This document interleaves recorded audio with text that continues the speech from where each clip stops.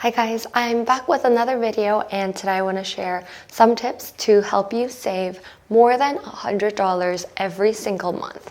That can either go to your fun spending, your investments, or your savings. So let's get on with it. I'm a family of two, but most of these tips that I'm going to share with you today are all the habits that I've started and that I've continued over maybe 5-7 years that I was living alone as a student and as a new grad. Come to think of it, it was a lot of like my own buildup of habits that have helped me to where I am today. Sometimes a friend would be like, wow, you save that much, or wow, you can save on this kind of stuff. Like, I didn't know that hack. So I just wanted to share some of these tips out to you guys. And if there's anything that you're like, oh, I save in these areas, but you didn't mention it, just leave them in the comment down below. First, make sure that you utilize all the sales that's going on at different grocery stores. And the one thing that they all have in common is that they have weekly sales ads.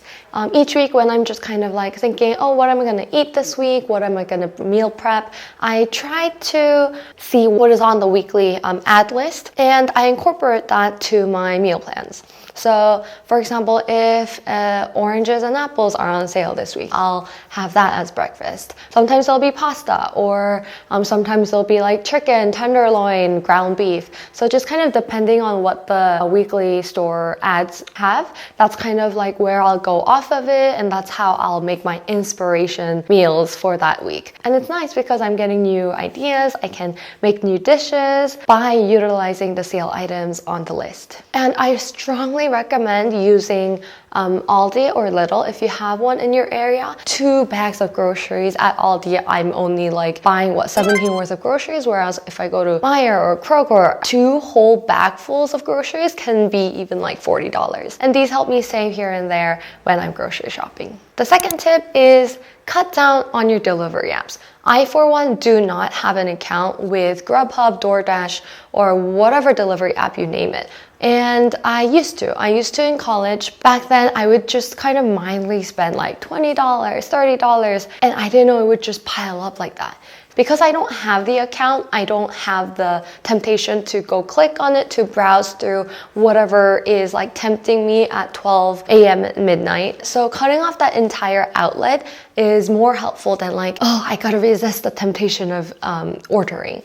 One tip, I guess, to help you is always keep like small handy snacks around home, daily backpack, so that you can kind of resist the temptation of buying like an extra bag of chips or extra bag of candy. You can just dig into your backpack and get, for example, like a granola bar or tangerines, orange, apple. For all that matters, it's gonna resist that temptation of you wanting to purchase something outdoors. Next, I try to see if there's any like cheaper option of doing the same thing. For, let's say, movies, I tend to usually go out on Tuesday nights instead of on a Saturday. And where I live, you can watch a movie for $5, and it also includes a bag of popcorn too. And it's a deal when you compare it. Let's say you decide to watch a movie on a Saturday, and that's like $12 plus popcorn, that's like an extra like $7. You're already at like $18 to $20. So this is kind of one tip that I use. For example, when I go to watch musicals, I love watching Broadways. And so a few weeks before, or even just a days before,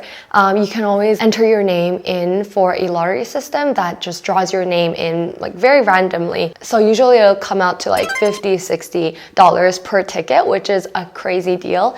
Usually I tended to luck out on the weekdays instead of on the weekends. So just keep this in mind. And if you have some time flexibility and you don't really care where you're gonna end up watching the show, then this is a good deal to save, but also get the entertainment that you actually want. Today I want to introduce you guys to Mint Mobile, who is our partner for today's video. Mint Mobile offers premium wireless for just $15 a month.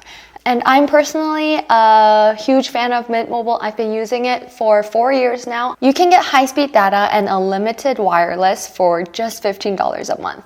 There's a lot of options to switching to Mint Mobile. You can bring your own phone. You can also bring your current number, which is great, so that people can still keep track of you. It's really easy to switch services. You can basically sign up and activate your own Mint eSIM just today. And if your phone isn't eSIM compatible, Mint Mobile will ship out a physical SIM card for free. So let's just do the simple math. Usually, if you want to get a premium wireless, it ranges from like a 45 to a 65 per month in other carriers, and just multiply that by 12. With all the plans at Mint Mobile, you can basically prepay for a 12-month plan, which is gonna save your ass. Honestly, just having this 12-month plan just go out of my bank account is a huge lifesaver because I don't have to worry about it in the continuous months I have. Personally, I've been just using the $15 a month, which has a wireless data for 5 gigs, not unlimited. But this has enabled me to really be on top of things because I try not to waste my wireless when I'm outside, so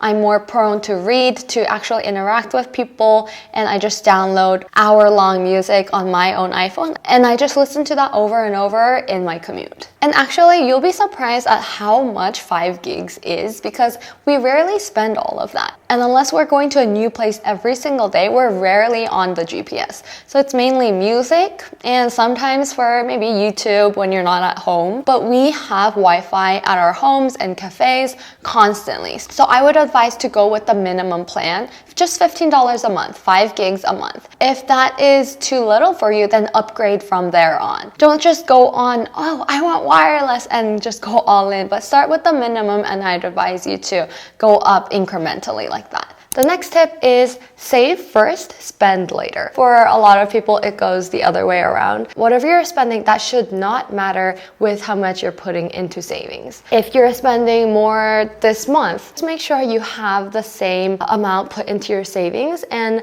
spend a little less next month. And the next tip is always check over what your monthly subscriptions are. A lot of people don't check their checking account much, and especially ones that they haven't used in a long time.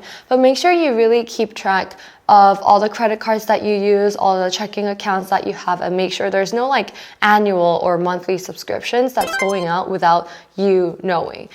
For insurances like car insurance, I usually like to pay it upfront because if you do a monthly incurring deposit, then you are paying a little bit of a premium on top of it. It's kind of like a interest rate. You feel like you're paying, the same amount each month, but when you actually calculate the 6-month lump sum upfront fee versus the monthly fees incurring for 6 months, you're paying maybe like $50 to $100 more when you're paying monthly. So if you have the resources, then I recommend paying everything, most things upfront. The next tip I like to use for myself is when anything is maybe over $50 or $100, think about it for at least 3 days to a week, sometimes a month if it goes over like $500. And when I keep thinking about it after 3 days, a week, and I buy it, then I usually have made the right decision. When the feeling of, ooh, I want that just kind of disappears after a few days, I don't think about it. And basically it's something that I wouldn't have utilized well, wouldn't have needed. There's a lot of things that you want, especially when you're scrolling down your Instagram, YouTube, or when you're meeting like a group of friends and they've had a recent purchase on something, you're more like, ooh, I want that kind of. You have that feeling of like, ooh, I wish I had that, or I can buy that. Should I go get it? In those cases, it was most helpful to me to kind of keep a cool mind for at least 3 days before I go out and purchase the same thing. Stop all your subscribes from all these emails, newsletters, and all these sale items. So every year, I think I was always like so mesmerized by the word sale. Buying something that you need when it's on sale is really nice. But buying something that you don't need on a sale item is just another temptation, is another just unmeaningful purchase that's just gonna clutter your room. Even if I see something on sale, I ask myself, would I buy this full price? And my purchase depends on my answer. Always be a little more mindful when purchasing anything below like $5. I wouldn't even know that it was gone from my bank account. When you purchase it every day, that's $150. All of these do add up over time. So just be mindful browsing over Temu or AliExpress when you're at Five Below or the dollar store or even at the grocery checkout lines. So I try to just shut my eyes at the end counter where I'm entering the grocery lines, and that's really been helpful for me. The next tip is really utilize your community and your secondhand selling and buying experience. I don't want to force anyone who's like, oh, I don't want anything secondhanded. Like, sure, if that's not your thing, don't do it. But if you're okay with that, and which is something that I've utilized so well for like the last 8 years, I loved like vintage shopping, I love thrift shopping, and I got a lot of like clothes, dishes, or furniture from Facebook Goodwills and like Salvation Army. When I'm buying something secondhanded online, it just kind of feels like I'm giving the item, the furniture, a second chance to live. So it's kind of been more of like a fulfilling moment rather than just, oh, save money, money, money. I think this is something that I will do regardless of like cutting costs. And through these experiences, I keep realizing something that is not right for me can always be something in need for someone else. And since selling things online is actually a bit of like an extra hustle, I think I tend to be a little bit more mindful in what I'm bringing into my house, what I'm purchasing, so that I don't have to have that extra hustle of sending it away when I don't use it any longer. And the last step I want to also share is keep track of where your money is going, and I mean, do that manually. So whether you have like an iPad or maybe it's just like an application on your phone, I tend to use Weeple Money, and this is something that I've used since I was in middle school, and it's been more of like a diary keeping format for me, where I spend it, who I did it with, where I went. But doing this every day, every week is actually like a mindful practice for me to see how I've spent my money, my resources, and my time over the month. And sometimes I just like going back and forth and see how I'm changed over time, which month had like the big expenses, and I get to reflect on what my good purchases were and what my worst ones were. Thank you for listening, and I will be back with another video. Bye.